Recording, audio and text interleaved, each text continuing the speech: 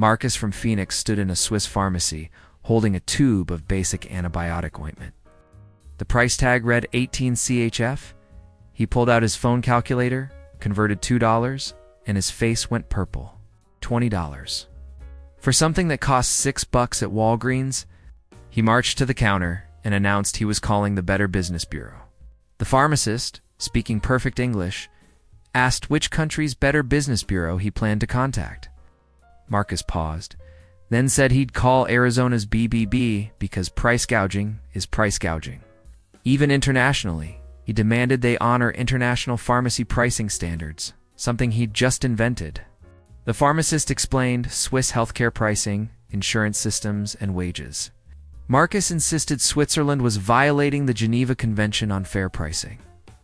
When told the Geneva Conventions cover warfare, not retail, he claimed his brother's friend was a lawyer and knew the real laws. He eventually bought the ointment while muttering about reporting Switzerland to the World Health Organization. The pharmacist watched him leave, then told her colleague they needed to add Americans who invent international price regulations to their training manual. You're already seeing the pattern others miss.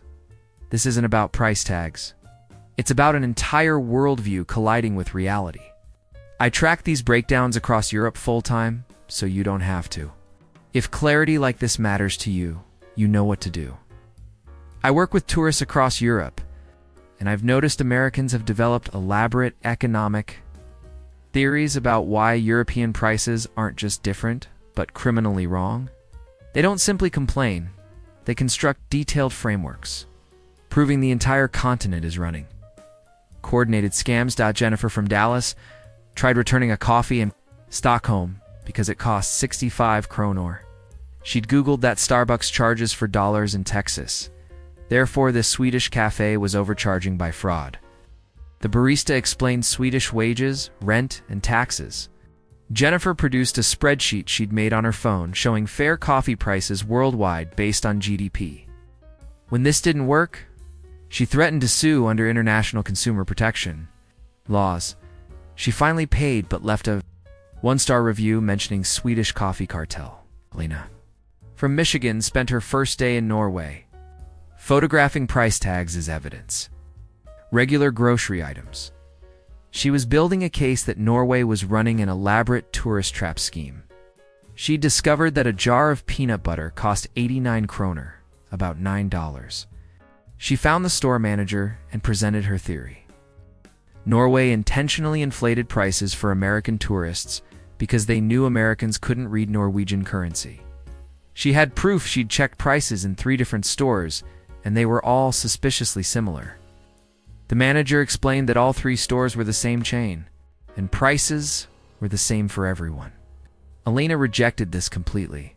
She insisted Norwegian stores had American detection systems that changed digital price tags when they sensed US passports nearby. She'd seen this technology on a YouTube video about China's facial recognition. The manager, bewildered, asked how a physical paper price tag could change. Elena paused for only a second before pivoting. The paper tags were decoys. The real scanning happened at checkout. She demanded they manually override the American markup. The manager finally walked her through Norwegian economics: high wages, strong unions, expensive imports, government regulations. Elena listened politely, then asked when the markup would be removed. She spent her entire vacation convinced she'd uncovered Norway's secret revenue stream. Telling other Americans at her hotel about the price discrimination algorithm, most people just laugh at this stuff. But if you're here connecting the dots, economics, psychology, entitlement, then you're already ahead of 99% of travelers.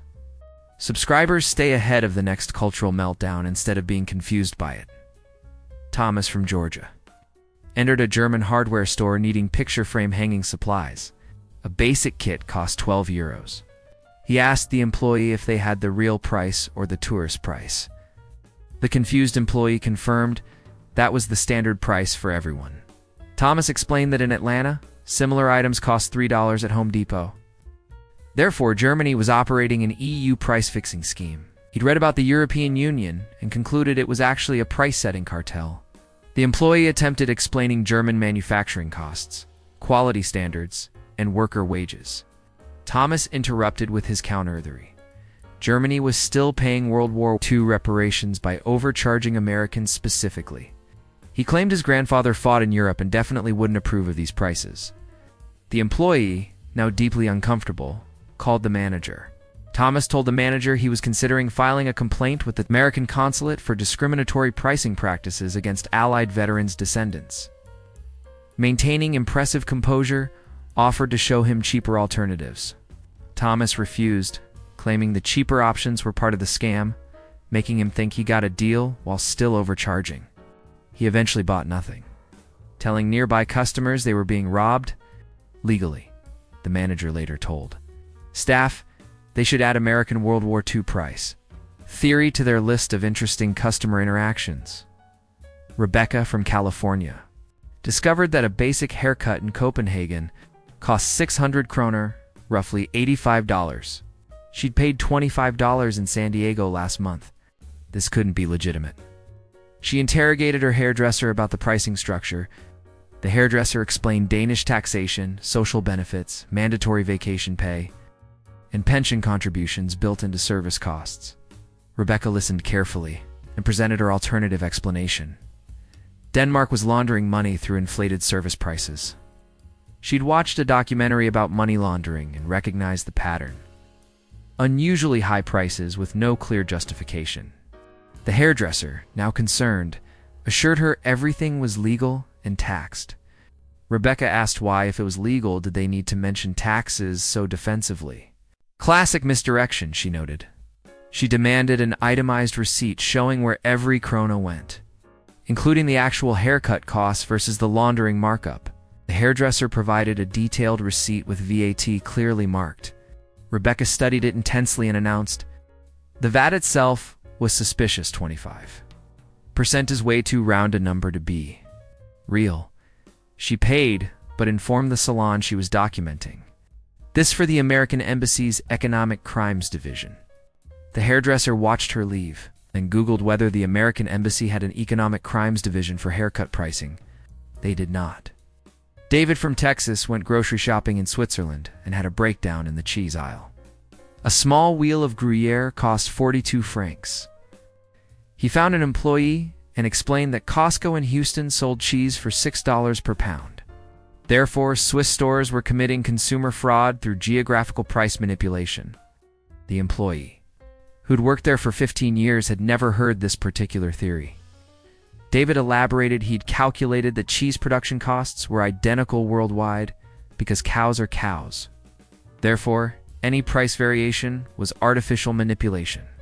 The employee tried explaining Swiss dairy regulations, alpine farming costs, traditional production methods, and protected designation rules.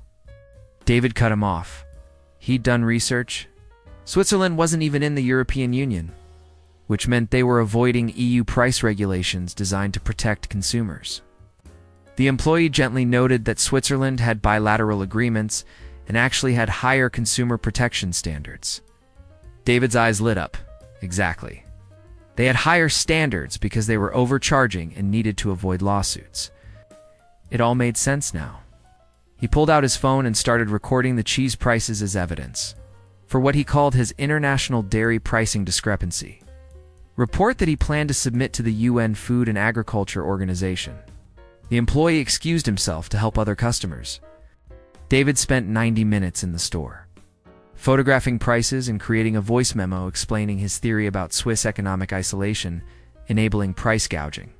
He bought nothing, instead going to a convenience store where prices were even higher, which he somehow interpreted as confirming his theory. The original employee later found David's conspiracy theory video online with 14 views. Patricia from Florida booked a dental cleaning in Budapest, attracted by dental tourism prices. The cleaning cost 30 euros. Great deal. But when she needed a filling, the dentist quoted 200 euros. Patricia exploded. The internet had told her Hungarian dental work was 70% cheaper than America. This was only 40% cheaper than her Florida dentist. She accused the clinic of running a baton-switched dental scam, targeting Americans. The dentist showed her the price list, same prices for everyone, clearly posted in the waiting room in 3 languages. Patricia wasn't buying it. She'd done extensive research on a dental tourism forum where Americans shared prices. Those prices were lower.